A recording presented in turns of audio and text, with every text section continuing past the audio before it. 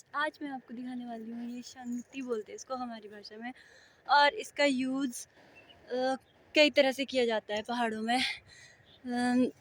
कई लोग आग जलाने के लिए ही करते हैं, जैसे अगर हमाम वगैरह जलाते हैं कोई, उसके लिए भी करते हैं। और खाना वगैरह बनाना हो तो आग जलाने के लिए इसका यूज़ किया जाता है। तो फ्रेंड्स, जो मैंने शंखती उठाई थी ना, ये उसके अंदर का है, पर ये सूखा हुआ है और बहुत पुराना है।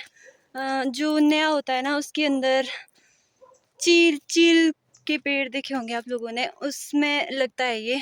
और उसके अंदर एक सिलरा बोलते हैं हमारे पहाड़ी भाषा में। सिलरा जो बहुत सारे तरीक़ों से यूज़ किया जाता है। डॉक्टर की नज़र से देखें तो उसके भी बहुत से यूज़ है। और गोंद के यूज़ में भी होता है वो कहीं कहीं। एक्चुअली गाइस, जो नवजात शिशु होते हैं ना, जब उनको दूध से छुड़ाते हैं तो उसका प्रयोग किया जाता है। जब दूध से छुड़ाना होता है तो उस चीज़ का, सिलरे का यूज़ किया जाता है। पहाड़ों में कई तरह से और भी नुस्खे हैं बहुत सारे, पर ज़्यादातर इस चीज़ का यूज़ होता है। हाँ, मुझे बताना सही लगा तो मैंने बता दिया। तो इस बात का मुझे गलत कमेंट मत कीजिएगा और ना इसे नेगेटिव लीजिए। पेड़ जो है वो चील का पेड़ बोलते हैं इसको। तभी पेड़ भी नहीं काटने देते हैं। यहाँ देखिए, चिपचिपा होता है बहुत ज़्यादा।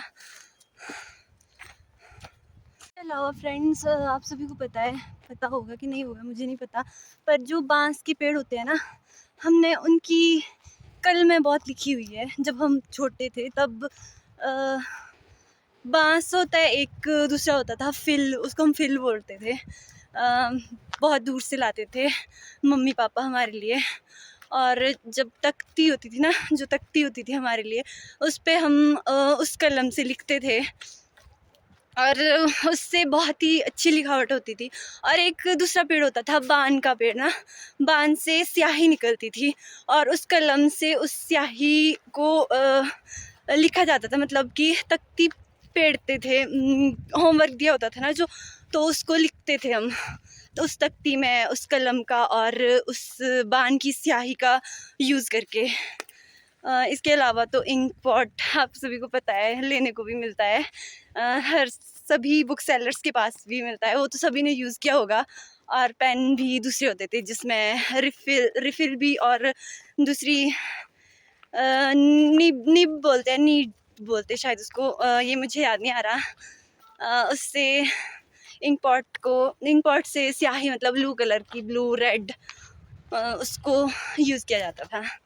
मैं आप सभी को एक बात और भी बताना चाहूँगी। पहाड़ों में जो बांस की लकड़ी होती है ना, वो बहुत ही ज़्यादा उपयोगी होती है।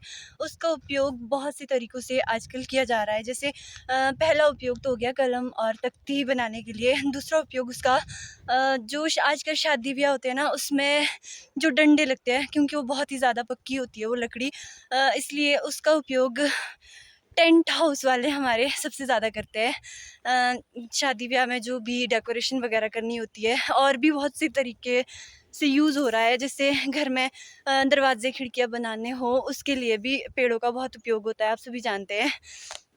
और ये फ्रेंड्स, चश्मे का पानी है, ये जो ज़मीन के नीचे से निकल रहा है, और इसका उपयोग पीने के लिए भी करते हैं हम। पीते भी है, ये बहुत ही ज़्यादा शुद्ध जल होता है। इसका उपयोग पीने के लिए भी किया जाता है। हम इससे पीते भी और खाना भी बनाते हैं कई लोग तो।